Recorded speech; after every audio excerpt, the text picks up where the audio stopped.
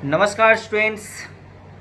In this video I am going to share with you a hard hitting facts about ANIOS.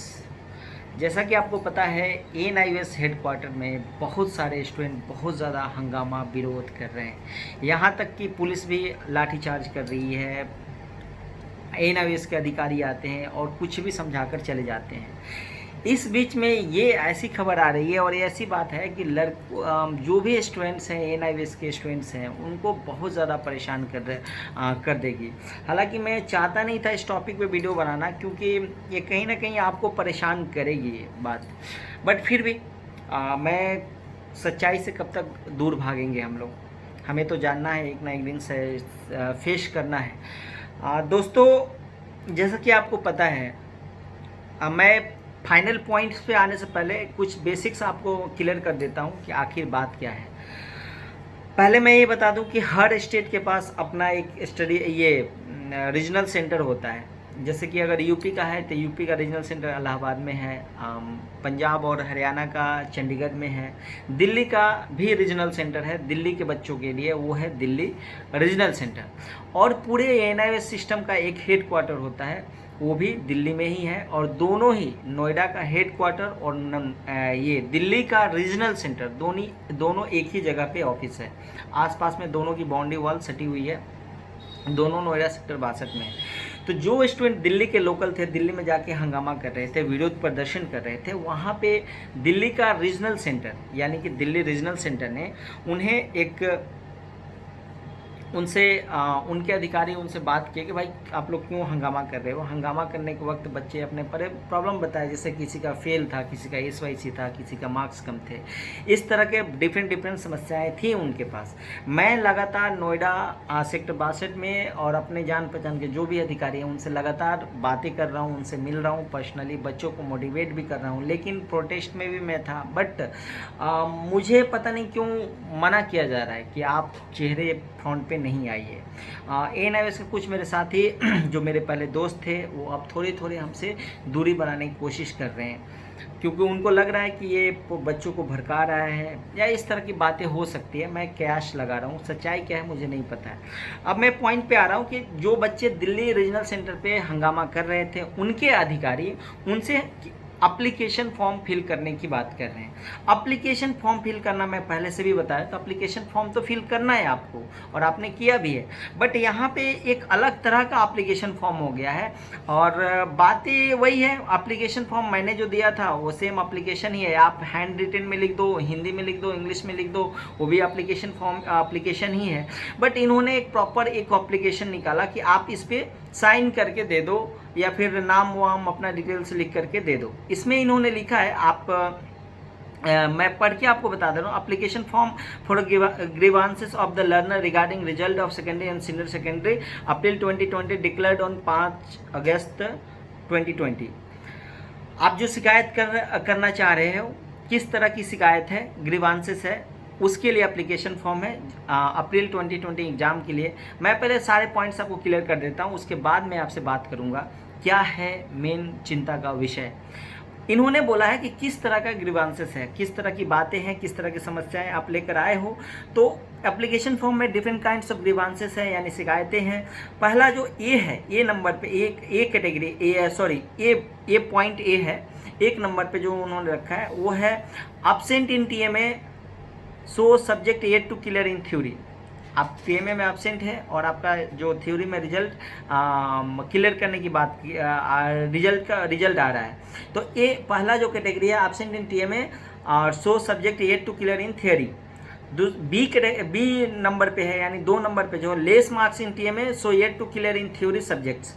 सी में है TMA submitted to study centre but so absent in result. आपने TMA submit कर दिया study centre पे और वो result में show नहीं हो रहा है। चौथा तरह का जो प्रॉब्लम है जनरली बच्चों के पास, वो है डी नंबर इन्होंने दिया है कि appeared in practical exam but so absent in result. आपने तो अपीयर हुए हैं आप प्रैक्टिकल एग्जाम में, बट आपका रिजल्ट नहीं शो हो रहा है। ANIOS ने रिजल्ट में एब्सेंट दिया है, ये डी कैटेगरी है, डी नंबर है, सॉरी मैं बार बार कैटेगरी बोल दे रहा हूँ। ई यानी 5th नंबर पे जो प्रॉब्लम है वो प्रॉब्लम है formative marks not uploaded by your study centre. Formative जो मार्क्स है वो आपके स्टडी सेंटर पे अपलोड नहीं है।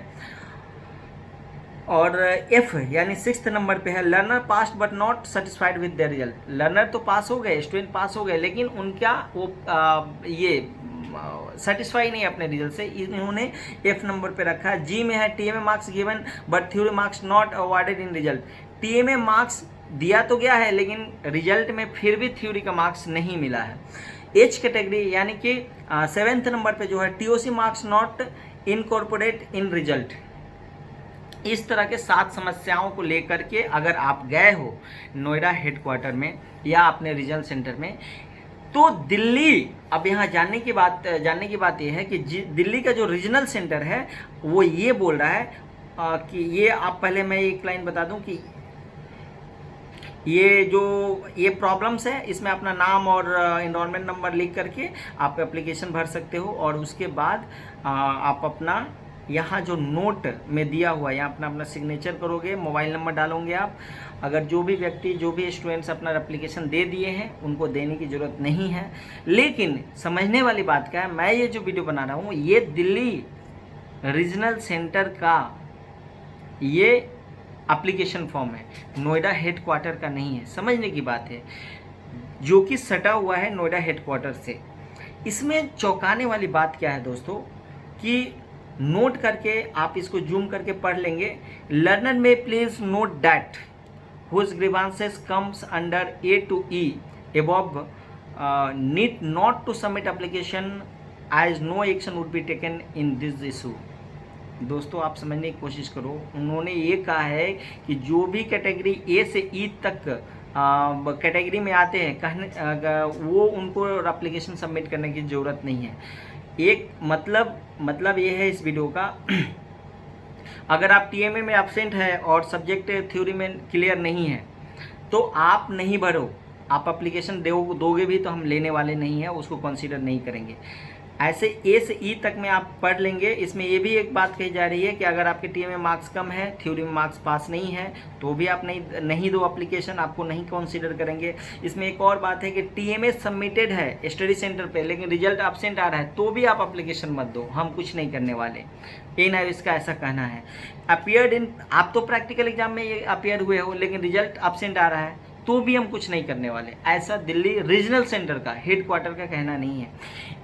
तो दोस्तों इसमें प्रॉब्लम वाली बात क्या है कि ये मैक्सिमम स्टूडेंट 90% इसी समस्या को लेकर तो गए हैं कि उनका टीएमए मार्क्स नहीं है, प्रैक्टिकल में आपसे नहीं, प्रैक्टिकल में एग्ज़ाम तो दिए थे बट रिजल्ट नहीं आ रहा है, लॉकडाउन की वजह से प्रैक्टिकल नहीं हो पाया था। तो दिल्ली रीजनल सेंटर ऐसा बेबुनियाद नोट एप्लीकेशन फॉर्म और नोट अपना क्यों जारी कर सकता है, ये बहुत ही चौंकाने वाली बात है दोस्तों। और दूसरा, मैं इनका जो नोट में इन्होंने लिखा है, learner who fall under category F not satisfied with their result may appear in next examination of NIOS depositing examination fee from 16 अगस्त। मतलब जो स्टूडेंट्स एग्ज़ाम पास कर गए हैं लेकिन अपने मार्क्स से सेटिस्फाई नहीं हैं, उन्हें एग्ज़ामिनेशन फॉर्म भरना पड़ेगा 16 अगस्त से के बाद जो स्टार्ट हो रहा है। पहले मैं बता दे रहा हूँ, उसके बाद सारी बातें मैं पढ़ के बता दे रहा हूँ। Learner whose application would be under category from G to H above he will inform through the email at the earliest possible। TMA marks given but theory marks not awarded in. TMA का marks दिया गया है लेकिन theory का marks नहीं दिया गया है। TOC marks not incorporate in result. दोस्तों मैं पूरी बात समझ गया इनके लेटर को, मैं फर्स्ट टाइम पढ़ रहा था लेटर, मैंने सोचा कि डायरेक्ट, मेरे पास भी समय की कमी होती है तो मैंने सोचा डायरेक्ट वीडियो में ही सारी बातें पढ़ूंगा। ओवरऑल इनका कहना ये है कि ये पास नहीं करेंगे दिल्ली रीजनल सेंटर को, जिन्होंने टीएमए में जिनका एब्सेंट है, प्रैक्टिकल में एब्सेंट है, या जो भी इस तरह की समस्या है जो 90% स्टूडेंट के साथ है। तो ये कहना है रीजनल सेंटर का। लेकिन अगर वही मैं बात करूँ कि नोएडा हेडक्वार्टर का, तो उन्होंने साफ साफ बोला कि आपको जो भी समस्या है उसका एप्लीकेशन दे दो, और एप्लीकेशन आपको देना है दिल्ली हेडक्वार्टर। और ये जो नोटिस पढ़ रहा था मैं, Delhi regional centre, regional centre का ऐसा कहना है। तो मतलब मुझे समझ में नहीं आ रहा क्या एनआईओएस रीजनल सेंटर और हेड क्वार्टर दोनों की बातों में कोई सिमिलरिटी नहीं है, तो दोनों मिलके क्या बेवकूफ़ बना रहे हैं या बच्चों को क्या समझ रखे हैं, मतलब समझ में नहीं आ रहा है कि बच्चे को और कितना ये लोग टॉर्चर करेंगे। दोस्तों जैसा कि पहले भी हमने बोला कि एनआईओएस के बड़े बड़े अधिकारी जो हैं, जो सो कॉल्ड मार्किंग स्कीम लाया इन्होंने और लाखों बच्चों की ज़िंदगी इन्होंने डार्क में डाल दिया है एनआईओएस के बच्चों को। तो ये एक तरह के बहुत ज़्यादा ट्रॉमा से गुजर रहे हैं, बहुत अवसाद में हैं, बहुत डिप्रेशन में भी हैं। अब ऐसे हालात में हमारे पास एक ही उपाय है और वो है सुप्रीम कोर्ट। जैसा कि आपको पता है सुप्रीम कोर्ट में याचिका दायर हो चुकी है और रिट पिटीशन फाइल हो चुका है और इसका रिजल्ट और सुनवाई के इंतज़ार में है। और मुझे अपने न्याय व्यवस्था, अपने सुप्रीम कोर्ट पे पूरा भरोसा है कि स्टूडेंट के फेवर में आएगा। बाकी मुझे एनआईओएस हेड क्वार्टर के जो ऑफिसर जो बोल रहे थे कि तुम्हारे प्रॉब्लम्स को कंसीडर किया जाएगा, आप एप्लीकेशन दो, उन पे अब मुझे उतना भरोसा नहीं है। ये जो दिल्ली रीजनल सेंटर का जो अभी एप्लीकेशन फॉर्म का आपने फॉर्मेट देखा स्क्रीन पे, इन पे भरोसा नहीं है। आगे क्या होने वाला है मैं आपको पल पल का रिपोर्ट देता रहूँगा और मैं दिल्ली में ही हूँ, आपके लिए हूँ और मेरे भी हाथ बांध दिए गए हैं। मैं खुल के किसी टॉपिक पे बात नहीं कर पा रहा हूँ। अभी जो मेरे दोस्त हुआ करते थे वो भी धीरे धीरे कटने लगे हैं, जो एनआईओएस के अंदर के लोग हैं। खैर मुझे डर नहीं लगता, मैं तो वीडियो बनाते रहता हूँ और सच्चाई के साथ रहता हूँ हमेशा, कोई फ़र्क ही नहीं पड़ता। अगर आप गलत कर रहे हो और मेरा साथ नहीं दे रहे हो तो बहुत अच्छी बात है, साइड हो ही जाओ, वो ज़्यादा अच्छा है।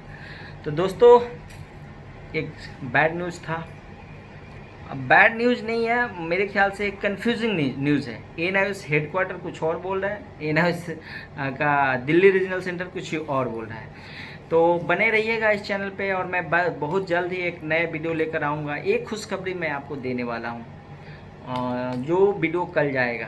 तो ज़्यादा फ्रस्ट्रेटेड ना हो, उदास ना हो और बने रहें हमारे साथ, जल्दी मिलेंगे।